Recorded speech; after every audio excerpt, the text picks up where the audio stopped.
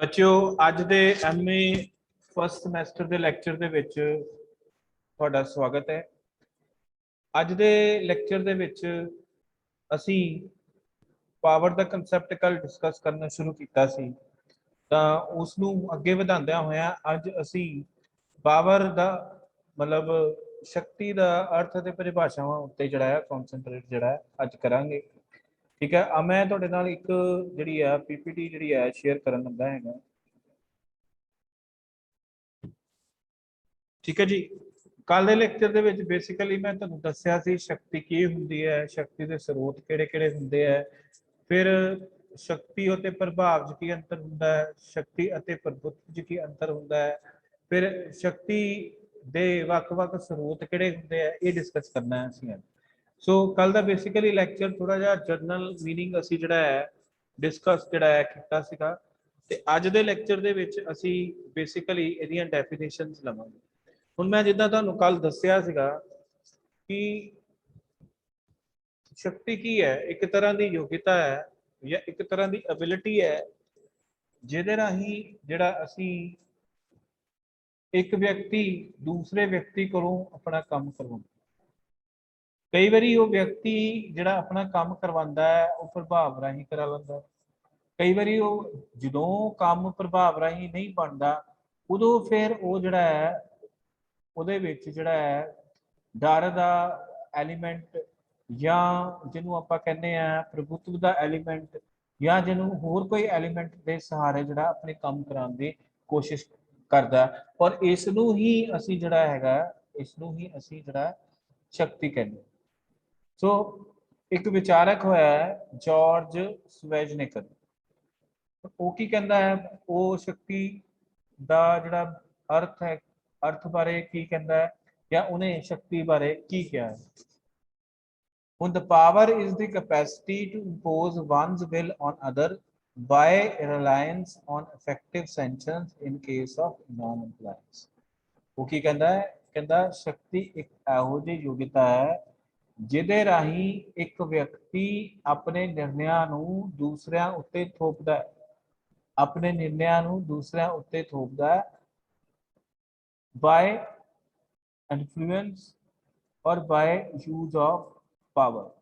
ठीक है जी, और अगर वो कहता नहीं मानता, अगर वो व्यक्ति कन्विंस नहीं होता या वो व्यक्ति जिहड़ा है उसकी आदेशों की पालना नहीं करता तो वो दंड का पात्र होंदा।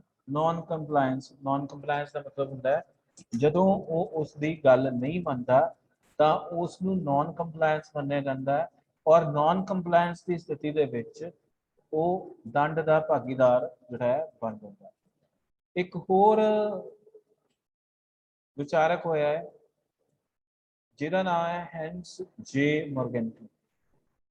इन्हें एक किताब लिखी सी struggle among nations for power. ठीक है जी, उहदे विच उन्हें जिहड़ा है शक्ति का अंतरराष्ट्रीय राजनीति दे विच की रोल है ਉਹਦੇ ਬਾਰੇ ਜਿਹੜਾ ਹੈ ਚਰਚਾ ਜਿਹੜੀ ਹੈ ਉਹ ਕੀਤੀ ਸੀ। ਹੁਣ ਹੈਂਸ ਜੇ ਮੋਰਗੈਂਟੂ ਕਹਿੰਦਾ ਹੈ the power of man over minds and action of other man.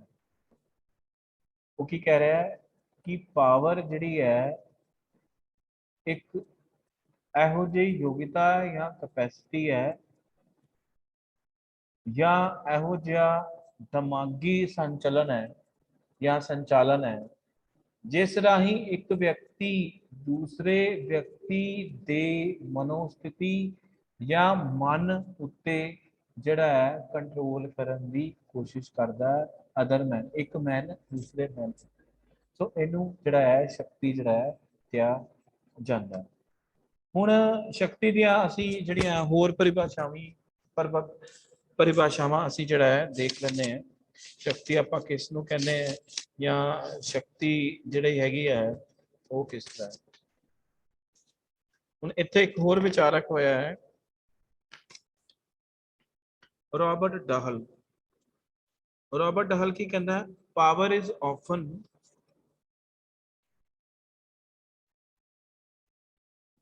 Is often seen.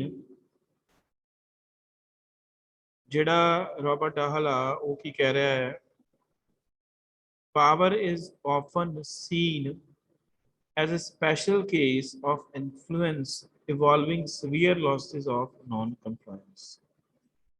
ਹੁਣ ਜਿਹੜਾ ਰॉबर्ट ਡਾਹਲ ਹੈ ਉਹਨੇ ਜਿਹੜਾ ਹੈਗਾ ਸ਼ਕਤੀ ਨੂੰ ਜਿਹੜਾ ਪ੍ਰਭਾਵ ਦੇ ਰੂਪ ਚ ਪਰਿਭਾਸ਼ਿਤ ਕੀਤਾ। ਜਿਹੜਾ ਆਪਾਂ ਅੱਗੇ ਚੱਲ ਕੇ ਇੱਕ ਵਿਊ ਪੁਆਇੰਟ ਵੀ ਪੜਨਾ ਹੈ ਸ਼ਕਤੀ ਪ੍ਰਭਾਵ ਦੇ ਰੂਪ ਦੇ ਵਿੱਚ। ਠੀਕ ਹੈ ਜੀ। ਉਹ ਕੀ ਕਹਿੰਦਾ ਹੈ ਕਿ ਅਗਰ ਇੱਕ ਵਿਅਕਤੀ power is often seen as defined as a special case of influence। special case मतलब एक ਇਹੋ ਜਿਹਾ ਸੰਦਰਭ ਜਾਂ ਇੱਕ ਇਹੋ ਜਿਹਾ ਕੇਸ ਜਿਹਦੇ ਨਾਲ ਪ੍ਰਭਾਵ ਜੁੜਿਆ ਹੋਇਆ ਹੈ, ਅਗਰ ਉਸ ਨੂੰ ਸ਼ਕਤੀ ਮੰਨ ਰਿਹਾ ਹੈ, ਅਗਰ ਉਸ ਨੂੰ ਕੋਈ ਨਹੀਂ ਮੰਨਦਾ, ਉਸ ਪ੍ਰਭਾਵ ਨੂੰ ਅਗਰ ਕੋਈ ਨਹੀਂ ਮੰਨਦਾ ਤਾਂ ਉਸ ਸਥਿਤੀ ਦੇ ਵਿੱਚ, ਉਸ ਮਨੋਸਥਿਤੀ ਦੇ ਵਿੱਚ ਉਸ ਨੂੰ ਜਿਹੜਾ ਹੈ ਹੈਵੀ ਲਾਸਸ ਜਿਹੜੇ ਹੈ ਉਹ ਸਹਿਣੇ ਪੈ ਸਕਦੇ। ਠੀਕ ਹੈ, ਨॉन ਕੰਪਲਾਇੰਸ ਹੁੰਦੀ ਹੈ ਅਗਰ ਉਹ ਨਹੀਂ ਮੰਨਦਾ। ਫਿਰ ਇੱਕ ਹੋਰ ਵਿਚਾਰਕ ਹੋਇਆ ਹੈ ਇੱਥੇ RH ਟਵੈਨੀ। ਇਹ ਤੁਹਾਡੀ ਜਿਹੜੀ ਕਿਤਾਬ ਹੈ ਤੁਸੀਂ URK ਦੀ ਕਿਤਾਬ ਲੈਣੀ ਹੈਗੀ ਹੈ ਰਾਜਨੀਤਿਕ ਵਿਸ਼ਲੇਸ਼ਣ ਵਿੱਚ ਪ੍ਰਮੁੱਖ ਧਾਰਨਾਵਾਂ ਕੀ ਕਨਸੈਪਟਸ ਇਨ ਪੋਲੀਟੀਕਲ ਐਨਾਲਿਸਿਸ।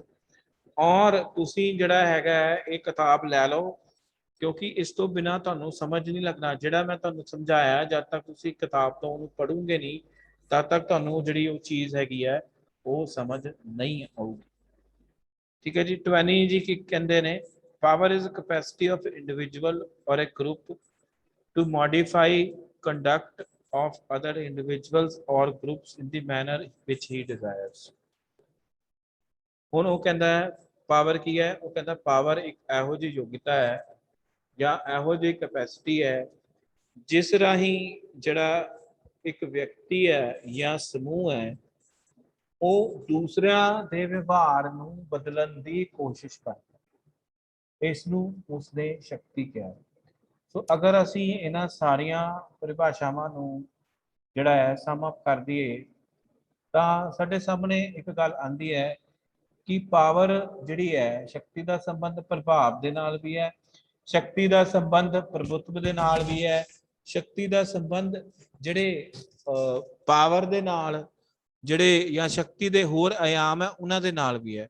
ਸੋ ਬੇਸਿਕਲੀ ਸ਼ਕਤੀ ਹੈ ਕਿ ਸ਼ਕਤੀ ਇੱਕ ਇਹੋ ਜਿਹੀ ਯੋਗਤਾ ਹੈ ਜਿਸ ਰਾਹੀਂ ਇੱਕ ਵਿਅਕਤੀ, ਸਮੂਹ ਜਾਂ ਹੋਰ ਕੋਈ ਸੰਸਥਾ ਆਪਣੀ ਜਿਹੜੀ ਬਿੱਲ ਹੁੰਦੀ ਹੈ ਜਾਂ ਆਪਣੇ ਜਿਹੜੇ ਨਿਰਣੇ ਹੁੰਦੇ ਹੈ ਉਹਨਾਂ ਨੂੰ ਦੂਜਿਆਂ ਤੇ ਲਾਗੂ ਕਰਨ ਦੀ ਕੋਸ਼ਿਸ਼ ਕਰਦਾ। ਇਸ ਨੂੰ ਅਸੀਂ ਜਿਹੜਾ ਹੈ ਸ਼ਕਤੀ ਕਹਿੰਦੇ ਹਾਂ।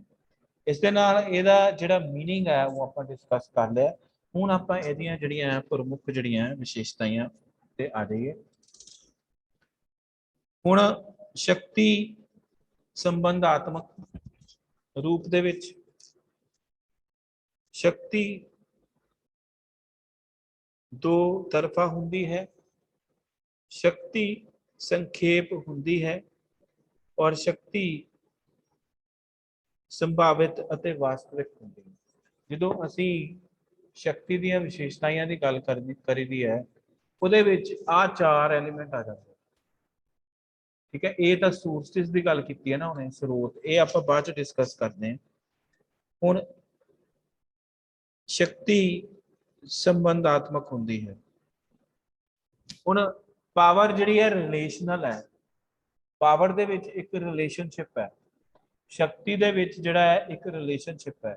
ਸ਼ਕਤੀ ਦੇ ਵਿੱਚ ਕੀ ਰਿਲੇਸ਼ਨਸ਼ਿਪ ਹੈ, ਇੱਕ ਵਿਅਕਤੀ ਆਪਣੀ ਹੋਂਦ, ਆਪਣੀ ਵਿਲ ਜਾਂ ਹੋਰ ਕਿਸੇ ਮਨੋਸਥਿਤੀ ਨੂੰ ਜਦੋਂ ਦੂਸਰਿਆਂ ਦੇ ਉੱਤੇ ਪ੍ਰਭਾਵਿਤ ਕਰਕੇ ਜਾਂ ਫੋਰਸੇਬਲੀ ਲਾਗੂ ਕਰਨ ਦੀ ਕੋਸ਼ਿਸ਼ ਕਰਦਾ ਹੈ ਉਹਨੂੰ ਸ਼ਕਤੀ ਕਿਹਾ ਜਾਂਦਾ ਹੈ। ਸੋ ਇਸ ਤਰ੍ਹਾਂ ਜਿਹੜੀ ਸ਼ਕਤੀ ਹੈ ਉਹ ਸੰਬੰਧਾਤਮਕ ਜਿਹੜੀ ਹੈ ਉਹ ਹੁੰਦੀ ਹੈ, ਉਹਨੂੰ ਸੰਬੰਧਾਤਮਕ ਇਸ ਤਰ੍ਹਾਂ ਜਿਹੜਾ ਹੈ ਮੰਨਿਆ ਜਾਂਦਾ ਹੈ। ਇੱਥੇ ਇੱਕ ਵਿਚਾਰਕ ਹੋਏ ਨੇ, ਉਹਨਾਂ ਨੇ ਕੀ ਕਿਹਾ ਹੈਗਾ, ਉਹਨਾਂ ਨੇ ਕਿਹਾ power is a relationship fundamentally a relationship of superordination, subordination, or dominance or submission of the governors and governed। वो कहता किदां दा रिलेशनशिप है। ਇਹ ਕਹਿੰਦਾ ਕਿ ਜਿਹੜੇ ਲੋਕ ਸੱਤਾ ਦੇ ਵਿੱਚ ਬੈਠੇ ਹੁੰਦੇ ਆ, ਜਿਨ੍ਹਾਂ ਉੱਤੇ ਸੱਤਾਧਾਰੀ ਸ਼ਾਸਨ ਕਰਦਾ ਹੈ, ਉਹਨਾਂ ਦੋਨਾਂ ਦੇ ਵਿੱਚ ਇੱਕ ਤਰ੍ਹਾਂ ਦਾ ਰਿਲੇਸ਼ਨਸ਼ਿਪ ਹੈ। ਹੁਣ ਜਿਹੜੇ ਵਿਅਕਤੀ ਦੀ ਸਰਕਾਰ ਹੈ ਜਾਂ ਸਰਕਾਰ ਹੈ, ਹੁਣ ਸਰਕਾਰ ਮੰਨ ਲਓ ਇੱਕ ਕਾਨੂੰਨ ਬਣਾਉਂਦੀ ਹੈ, ਠੀਕ ਹੈ, ਉਹ ਕਾਨੂੰਨ ਲਾਗੂ ਕਿਸ ਉੱਤੇ ਕੀਤਾ ਜਾਂਦਾ? ਲੋਕਾਂ ਉੱਤੇ ਕੀਤਾ ਜਾਂਦਾ ਨਾ, ਹੋਰ ਕਿਸੇ ਵਿਅਕਤੀ ਉੱਤੇ ਥੋੜਾ ਕੀਤਾ ਜਾਂਦਾ, ਲੋਕਾਂ ਉੱਤੇ ਹੀ ਉਹ ਚੀਜ਼ ਜਿਹੜੀ ਹੈਗੀ ਹੈ ਉਹ ਲਾਗੂ ਕੀਤੀ ਜਾਂਦੀ। ਠੀਕ ਹੈ ਜੀ। ਇਸ ਤਰ੍ਹਾਂ ਜਿਹੜੀ ਸ਼ਕਤੀ ਹੈ ਉਹਦਾ ਆਪਸੀ ਸੰਬੰਧ ਹੈ, ਰਿਲੇਸ਼ਨਲ ਹੈ। ਠੀਕ ਹੈ ਜੀ। ਹੁਣ ਦੂਸਰਾ ਪੁਆਇੰਟ ਆਪਾਂ ਜਿਹੜਾ ਹੈ ਡਿਸਕਸ ਕਰਦੇ ਹਾਂ, ਸ਼ਕਤੀ ਦੋ ਤਰਫਾ ਹੁੰਦੀ ਹੈ। ਹੁਣ ਇਹਦੇ ਵਿੱਚ ਇੱਕ ਵਿਚਾਰਕ ਨੇ ਕਿਹਾ ਹੈ, ਕਿਉਂਕਿ ਸ਼ਕਤੀ ਦੀ ਹੋਂਦ ਸੰਬੰਧਾਂ ਵਿੱਚ ਹੁੰਦੀ ਹੈ, ਇਸ ਲਈ ਜ਼ਿਆਦਾਤਰ ਰੈਸੀਪ੍ਰੋਕਲ ਰਿਲੇਸ਼ਨਸ਼ਿਪ ਹੁੰਦਾ ਹੈ। ਇਸ ਵਿੱਚ ਇੱਕ ਕਰਤਾ ਉੱਤਮ ਅਤੇ ਦੂਸਰਾ मतलब 2 वे प्रोसैस है, 1 वे नहीं है। अगर एक व्यक्ति तुसीं ये दसो मैनूं सारे जाने, एक जिहड़ा व्यक्ति है वो अपने उत्ते थोड़ा शक्ति का प्रयोग कर सकता है, उन्होंने शक्ति का प्रयोग करने वास्ते जिहड़ा है होर व्यक्तियों की या समाज की या समूहों की लोड़ पैंदी। ठीक है जी, दो तरफा है। ठीक है, दो तरफा किस तरह है? अगर किसी व्यक्ति ने दूसरे व्यक्ति उत्ते शक्ति का प्रयोग किया, ਉਹਦਾ ਜਿਹੜਾ असर है रिएक्शन भी ਹੁੰਦਾ है। 2 वे है, सिंगल वे नहीं है। सिंगल वे ਜਿਹੜਾ ਹੈ प्रोसैस ਜਿਹੜਾ है नहीं है। फिर power is interpersonal situation, those who hold power are empowered, they depend upon and continue only so long there is a continuous state of। ਉਹ ਕਹਿੰਦਾ ਕਿ ਜਿਹੜਾ ਸੱਤਾਧਾਰੀ ਹੈ ਉਦੋਂ ਤੱਕ ਹੀ ਸੱਤਾ ਦੇ ਵਿੱਚ ਰਹਿ ਸਕਦਾ ਹੈ ਜਦ ਤੱਕ ਲੋਕ ਚਾਹਣ, ਜਦ ਤੱਕ ਦੂਸਰੇ ਵਿਅਕਤੀ ਚਾਹਣ, ਜਦ ਤੱਕ ਜਿਹੜੇ ਹੈ ਗਰੁੱਪਸ ਚਾਹਣ, ਤਦ ਤੱਕ ਹੀ ਉਹ ਸ਼ਕਤੀ ਦਾ ਜਿਹੜਾ ਹੈ ਪ੍ਰਯੋਗ ਜਿਹੜਾ ਹੈ ਉਹ ਕਰ ਸਕਦਾ ਹੈ। ਠੀਕ ਹੈ ਜੀ। ਹੁਣ ਸ਼ਕਤੀ ਸੰਖੇਪ ਹੁੰਦੀ ਹੈ। ਸ਼ਕਤੀ ਹਮੇਸ਼ਾ ਸੰਖੇਪ ਹੁੰਦੀ ਹੈ। ਇੱਕ ਸ਼ਕਤੀਸ਼ਾਲੀ ਵਿਅਕਤੀ ਹੋਣ ਦਾ ਇਹ ਅਰਥ ਨਹੀਂ ਹੁੰਦਾ ਕਿ ਸਾਰਿਆਂ ਉੱਪਰ ਆਪਣਾ ਸਿੱਕਾ ਜਮਾ ਸਕੇ ਅਤੇ ਉਹ ਖੁਦ ਹੋਰ ਸ਼ਕਤੀ ਅਧੀਨ ਹੁੰਦਾ ਹੈ। ਠੀਕ ਹੈ ਜੀ।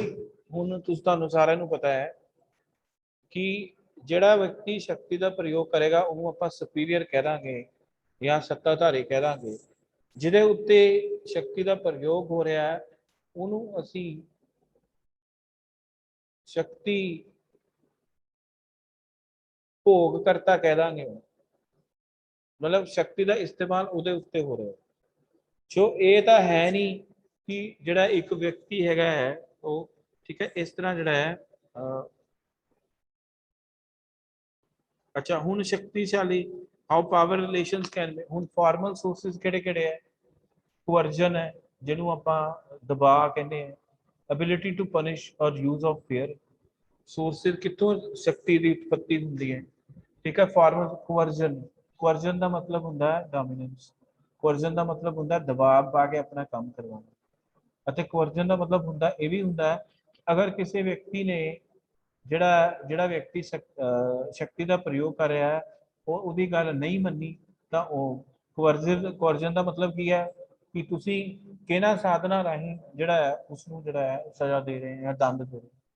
ਫਿਰ ਕਈ ਵਾਰੀ ਵਿਅਕਤੀ ਜਿਹੜਾ ਹੈ ਇਸ ਕਰਕੇ ਦੂਸਰੇ ਵਿਅਕਤੀ ਦੀ ਗੱਲ ਮੰਨਦਾ ਹੈ ਕਿਉਂਕਿ ਉਸਨੂੰ ਜਿਹੜਾ ਹੈ ਪਨਿਸ਼ਮੈਂਟ ਦਾ ਡਰ ਹੁੰਦਾ, ਉਸਨੂੰ ਜਿਹੜਾ ਸਜ਼ਾ ਦਾ ਡਰ ਹੁੰਦਾ। ਫਿਰ ਰਿਵਾਰਡਸ, ਕਈ ਵਾਰੀ ਲੋਕ ਸੱਤਾਧਾਰੀ ਦੀ ਗੱਲ ਇਸ ਕਰਕੇ ਮੰਨਦੇ ਹੈ ਜਾਂ ਸ਼ਕਤੀ ਉਸ ਤੋਂ ਆਉਂਦੀ ਹੈ ਕਿਉਂਕਿ ਉਸਨੂੰ ਜਿਹੜੇ ਹੈ ਕਈ ਤਰ੍ਹਾਂ ਦੇ ਜਿਹੜੇ ਹੈ ਰਿਵਾਰਡਸ ਜਿਹੜੇ ਆ ਉਹ ਦਿੱਤੇ ਜਾਂਦੇ।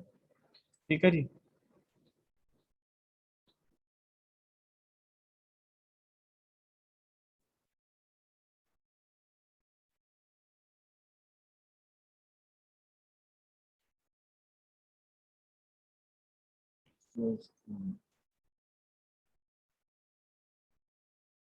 ਉਹ ਵਿੱਚ ਲਿੰਕ ਟੁੱਟ ਗਿਆ ਸੀਗਾ, ਇਸ ਕਰਕੇ ਜਿਹੜਾ ਹੈਗਾ ਹੈ ਉਹ ਵਿੱਚ ਲੈਕਚਰ ਜਿਹੜਾ ਸੀਗਾ ਸਟਾਪ ਹੋ ਗਿਆ ਸੀ, ਲਿੰਕ ਟੁੱਟ ਗਿਆ ਸੀਗਾ, ਕਿਉਂਕਿ ਆਨਲਾਈਨ ਪ੍ਰੋਬਲਮ ਇਹੀ ਜਿਹੜੀ ਹੈ ਉਹੀ ਹੁੰਦੀ ਹੈਗੀ ਹੈ। ਠੀਕ ਹੈ ਜੀ। ਫਿਰ ਲੈਜੀਟੀਮੇਟ ਜਿਹੜੀ ਸ਼ਕਤੀ ਹੁੰਦੀ ਹੈ ਸੱਤਾਧਾਰੀ ਦੇ ਹੱਥ ਦੇ ਵਿੱਚ ਹੁੰਦੀ ਹੈ, ਔਰ ਸੱਤਾਧਾਰੀ ਦੀ ਸਮਾਜ ਦੇ ਵਿੱਚ ਜਾਂ ਲੋਕਾਂ ਦੇ ਵਿੱਚ ਕੀ ਸਥਿਤੀ ਹੈ ਉਹਦੇ ਉੱਤੇ ਵੀ ਜਿਹੜੀ ਹੈ ਸ਼ਕਤੀ ਦਾ ਯੂਜ਼ ਜਿਹੜਾ ਹੈ ਉਹ ਡਿਪੈਂਡ ਜਿਹੜਾ ਹੈ ਉਹ ਕਰਦਾ। ਠੀਕ ਹੈ ਜੀ। ਹੁਣ ਅਗਲੀ ਸਲਾਈਡ ਉੱਤੇ ਮੂਵ ਕਰਦੇ ਹਾਂ ਆਪਾਂ। ਸ਼ਕਤੀ ਆਂਦੀ ਕਿੱਥੋਂ ਹੈ? ਨੌਲੇਜ ਤੋਂ ਆਂਦੀ ਹੈ, ਸਪੈਸ਼ਲ ਸਕਿੱਲਸ ਤੋਂ ਆਂਦੀ ਹੈ। ਠੀਕ ਹੈ। ਸ਼ਕਤੀ ਫਿਰ ਕਿੱਥੋਂ ਆਂਦੀ ਹੈ? ਪਰਸਨਲ ਕਰੈਕਟਰਿਸਟਿਕਸ ਤੋਂ ਆਂਦੀ ਹੈ।